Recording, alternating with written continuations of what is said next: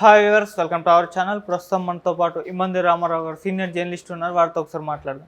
Sir నమస్కారం. Sir నమస్తే బాబు. Sir నిన్న ఎంపీల మీటింగ్ జరిగింది, మన అందరం చూసాం. అక్కడికి చంద్రబాబు నాయుడు గారు, పవన్ కళ్యాణ్ గారు, అందరు ఎంపీలు కూడా వెళ్ళడం చూసాం.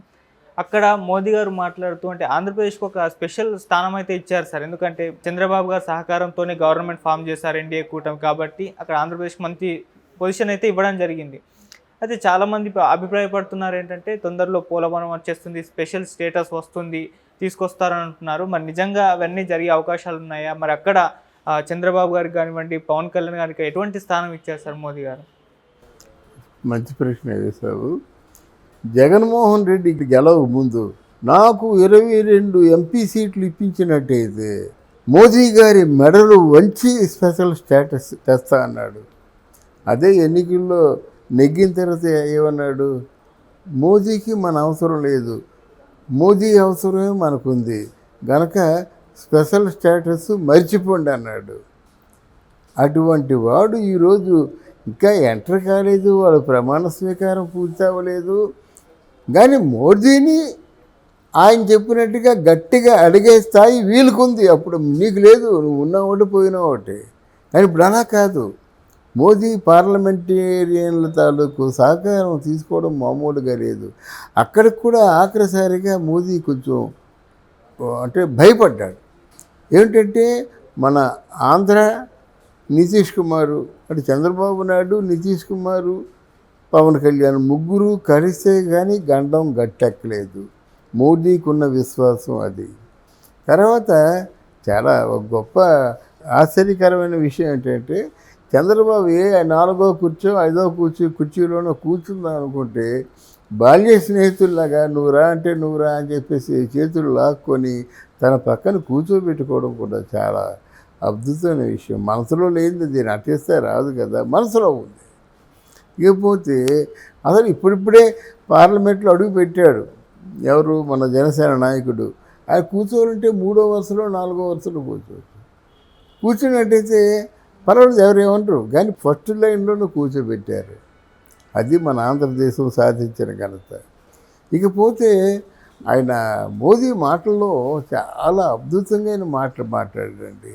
ఇక్కడ చంద్రబాబు నాయుడు, నితీష్ లేకపోయినట్టయితే నేను ఈరోజు ఇట్లాంటి సిచ్యువేషన్ వచ్చి ఉండేది కనుక వాళ్ళిద్దరికీ ప్రత్యేకంగా ధన్యవాదాలు. తర్వాత మిగతా పార్లమెంటేరియన్ అందరికి కూడా నా ధన్యవాదాలు అని చెప్తూ ఆంధ్రదేశాన్ని బాగా పొగిడాడు. ఈసారి ఒక చారిత్రాత్మకమైన ఎన్నికలు జరిగాయి. దానికి కారణం పవన్ కళ్యాణ్, చంద్రబాబు, తర్వాత ఎన్డీఏ కూటమి, బీజేపీ కూడా. ఈ కూటమి ఇంతగా రాణించడం ఎప్పుడూ చూడలేదు. అందుకు నా సంపూర్ణ సహకారం అందిస్తానని మోదీ చెప్పారు. అయిపోయింది కదా. తర్వాత పవన్ కళ్యాణ్ గురించి చెప్తూ, పవన్ కళ్యాణ్ ఒక వ్యక్తి కాదు, మనిషి కాదు బాబోయ్, తుఫాన్. ఆయన అలాగ ఉన్నాడన్న ఆయనకి నా ప్రత్యేకమైన వందనాలు. రాజకీయాల్లో రాణిస్తాడు, చాలా గొప్ప స్థాయికి వెళ్తాడని కూడా నేను ఆశిస్తున్నానని చెప్పాడు. చంద్రబాబు చెప్పిన ఉపన్యాసంలో అది అంటే సమయానికి తగిన మాటలు మాట్లాడడం అంటే అది. చంద్రబాబు ఎక్సలెంట్ స్పీచ్ ఇచ్చాడు. అంటే మోదీ గారు భారతదేశానికి ఆదర్శంగా ఉన్నారు. మోదీ గారు హైందవ సంప్రదాయానికి ఆదర్శంగా ఉన్నారు. మోదీ గారు ఆల్మోస్ట్ మన తాలూకు భక్తిని, అంటే ఎక్కడ దేవాలయాలు ఉన్నాయో, ఎక్కడ భక్తి తత్పరత ఉందో అక్కడ అటెండ్ అవుతున్నాడు. మొన్నే కన్యాకుమారి వెళ్ళి వచ్చాడు.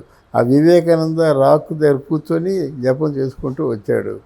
తర్వాత ముఖ్యంగా 500 సంవత్సరాల నుంచి వారు పట్టుబడుతున్నటువంటి మన రామ మందిర్ నిర్మాణం కానీ, మన ఇండియాలో పెర్ క్యాపిటల్ ఇన్కమ్ పెరగడం కానీ, ప్రపంచం అంతా ధనవంతుల దేశంలో ఇప్పుడు 10వ దేశం మంది. కానీ ఆయన ఖచ్చితంగా మంచి స్థానాన్ని గెలుచుకుంటాడని, అంటే ఏమిటి, స్టాటిస్టికల్ డేటా అంతా వినిపించాడన్నమాట. దానికి అందరూ ఆశ్చర్యపోయారు. ఇది కదా స్పీచ్, మనం ఎక్కడున్నాం, ఎక్కడ ఓడిపోతున్నాం, ఎక్కడ గెలుస్తున్నాం, మన తాలూకు ఆర్థిక పరిస్థితులు ఏమిటి, ఆరోగ్యం మాట ఏమిటి, వైద్యం మాట ఏమిటి, తర్వాత చదువుల మాట ఏమిటి, ఎంతమంది ఫారెన్ వెళ్ళి పెద్ద పెద్ద పొజిషన్లో ఉన్నారు, ఇవన్నీ కూడా అని చెప్పడం చాలా అద్భుతంగా అనిపించింది. ఇప్పుడు మీరు అడిగినటువంటి ప్రశ్నకు సమాధానం డెఫినెట్గా ఆంధ్రదేశానికి స్పెషల్ స్టేటస్ వస్తుంది, రాసుకోండి. కాబట్టి స్పెషల్ స్టేటస్ అంటే ఏదో అనుకున్నది కాదు. స్పెషల్ స్టేటస్ అనే పేరుతో ఆంధ్రదేశానికి కావలసిన సదుపాయాలు సమకూర్చడం. స్పెషల్ స్టేటస్ అంటే వేరు. ఇక్కడ ఆంధ్రదేశానికి వనరుల్ని సమకూర్చడం. పోలవరం ఉంది, పూర్తి చేస్తారు. ఐటీ పరిశ్రమలు పూర్తి చేస్తారు. వైద్యం, విద్య పూర్తి చేస్తారు. అంటే ఫారెన్ చదువుకు వెళ్ళే వాళ్ళకి అవకాశం కల్పిస్తారు. యువతని మాత్రం బాగా కొంచెం చెల్లుబాటు అవుతుందన్నమాట. సేల్ అవుతారు యువత. ఇంట్లో కూర్చొని ఏదో పని చేసుకోవడం కాకుండా ఇప్పుడు వాలంటీర్లు కూడా ఏం చేస్తున్నారంటే వాళ్ళని అంటే మినిమం క్వాలిఫికేషన్ పెట్టి 5,000 కాదు, గవర్నమెంట్ ఆథరైజేషన్ వస్తుంది వాలంటీర్గా తీసుకునే వాళ్ళు ఎవరికైనా సరే. అంటే మినిమం క్వాలిఫికేషన్ 10th క్లాస్కి ఒక రకమైన ఉద్యోగాలు, డిగ్రీకి ఒక రకమైన ఉద్యోగాలు, పీజీకి ఒక రకమైన ఉద్యోగాలు. అంటే సంస్కరణ చేస్తున్నారు. తర్వాత ఏమో అథారిటేటివ్గా పత్రాలు ఇచ్చి మరి ఉద్యోగంలో చేర్చుకుంటున్నారు. ప్రభుత్వం తాలూకు ఆ సదుపాయాలన్నీ వాళ్ళు కూడా వర్తిస్తాయన్నమాట. అంటే 2.5 లక్షల మంది వాలంటీర్లు ఉన్నారంటే డెఫినెట్గా ఎన్ని లక్షల మందికి ఉద్యోగాలు ఇచ్చినట్టు చాలు వాళ్ళకి. ఇక్కడ 5,000 ఇచ్చినప్పుడు 15,000 ఇస్తే మంచిదే కదా. ఇక్కడ 5,000 తీసుకున్న వాళ్ళకేమో 50,000 తీసుకునే మంచిదే కదా. అంటే వాళ్ళ స్థాయిని బట్టి వాళ్ళ అంటే అర్హతను స్టాండర్డ్స్ని బట్టి ఉద్యోగాలు ఇస్తూ ఉన్నారు అన్నమాట.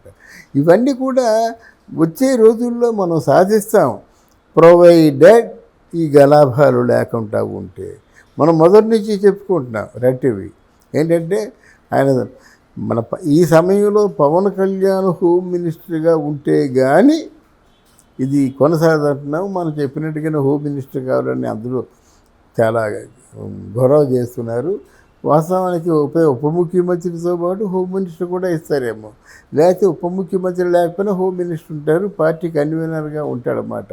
మొత్తానికి భారీ ఆఫర్లు మాత్రం ఇస్తారు. ఇప్పుడు జనసేన పార్టీలో 4 అనుకుంటున్నారు మంత్రులు, ఇంకో మంత్రి పెరిగే అవకాశం ఉంది జనసేనలో. అలాగే ఇప్పుడు ఈయన 16 ఎంతో ఎన్నో అనుకుంటున్నాడు, పెరిగే అవకాశం ఉంది. అలాగే బీజేపీ కూడా 4-5 అంటే జనసేనతో సమానంగా మంత్రులు అడుగుతున్నారు, ఇస్తారు. ఎందుకంటే బీజేపీ పార్టీని ఆ చేతుల్లో ఉంచుకోవడం కోసం చేసే ప్రయత్నం ఇది అన్నమాట. అంటే మనం ఆశిద్దాం, వాళ్ళు చాలా మంచి పరిపాలన అందిద్దారని ఆశిద్దాం. కానీ ఇక్కడ గలాభాలు జరగకుండా అంటే ఇలా కత్తులతోని కర్రలతోని ఇట్లాంటి దాడులు జరగకుండా జాగ్రత్తగా కాపాడుకుంటే పరిపాలన సాగుతుంది. లేకపోతే ఏమవుతుందంటే ఇది రాజకీయంగా ఏమవుతుందంటే వాళ్ళు డ్రెస్ వేసుకొస్తారు, ఇది మన టీడీపీ డ్రెస్ వచ్చి టీడీపీలు వాళ్ళు కొట్టినట్టుగా కలర్ ఇస్తారన్నమాట.